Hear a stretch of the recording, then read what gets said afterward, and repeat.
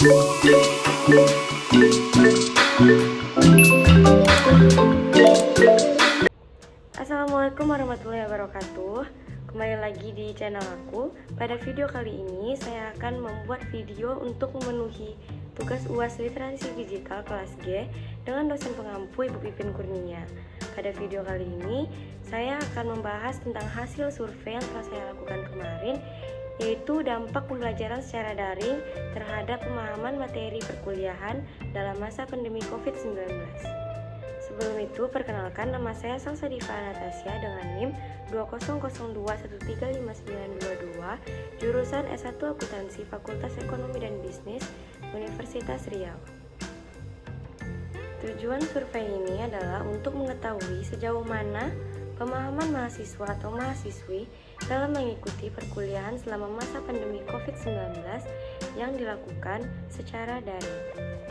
Saya melakukan mini survei ini dengan metode penyebaran link Google Form yang kemudian dijawab oleh 43 responden. Baiklah, kita memasuki pertanyaan yang pertama, yaitu seberapa nyaman mahasiswa atau mahasiswi melakukan metode perkuliahan daring. Nah, di sini yang menjawab 3 atau sedang itu ada 33 responden yang menghasilkan 76,7%. Kemudian disusul dengan 4 responden memilih angka 2 yang berarti cukup nyaman. Nah, di sini menghasilkan 9,3%. Selanjutnya yang memilih angka 4 atau kurang nyaman ada sebanyak 3 orang yang menghasilkan 7%. Kemudian yang memilih angka 5 atau tidak nyaman ada sebanyak 2 responden dengan 4,7%. Dan yang terakhir memilih 1 atau nyaman dengan hasil 2,3% yang dipilih oleh 1 orang responden. Lanjut pertanyaan yang kedua, yaitu apakah mahasiswa atau mahasiswi dapat memahami materi pembelajaran dengan baik? Di sini ada sebanyak 51,2% yang memilih sedikit, itu pada bagian yang berwarna hijau. Kemudian disusul dengan 34,9% bagian yang berwarna oranye dengan jawaban mungkin. Kemudian 9,3% dengan bagian yang berwarna merah, jawaban ya. Dan yang terakhir, yang paling sedikit dengan jawaban tidak. Lanjut pertanyaan yang ketiga, apa saja kendala yang sering dialami oleh mahasiswa atau mahasiswi pada saat melakukan perkuliahan daring? Ada 11 responden yang menjawab keterbatasan media pembelajaran. Ada 24 responden yang menjawab sulit mendapatkan koneksi yang bagus atau stabil. Ada 30 responden yang menjawab sulit mengerti materi yang dijelaskan. Ada 23 responden yang menjawab menghabiskan banyak paket data. Ada 27 responden yang menjawab waktu yang selalu berubah. Dan ada 10 responden yang menjawab cuaca yang tidak mendukung. Dan di sini dapat disimpulkan yang paling banyak adalah sulit mengerti materi yang telah dijelaskan oleh dosen dengan 30 responden. Selanjutnya pertanyaan yang keempat, metode apa saja yang biasa digunakan oleh dosen dalam memberi materi perkuliahan daring?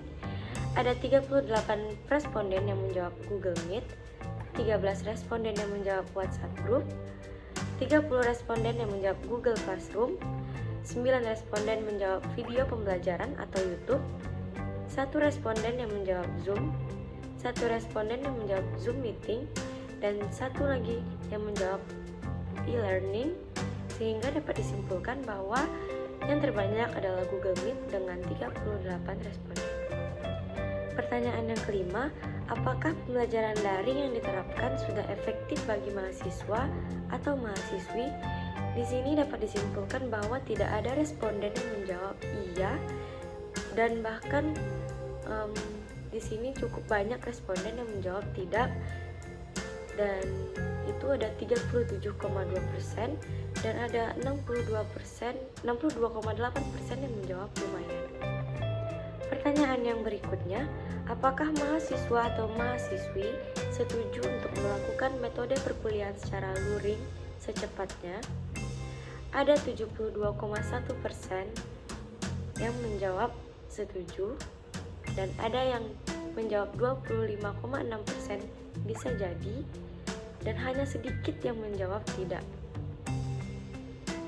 Pertanyaan yang terakhir, seberapa pahamkah mahasiswa atau mahasiswi terhadap materi yang diberikan oleh dosen?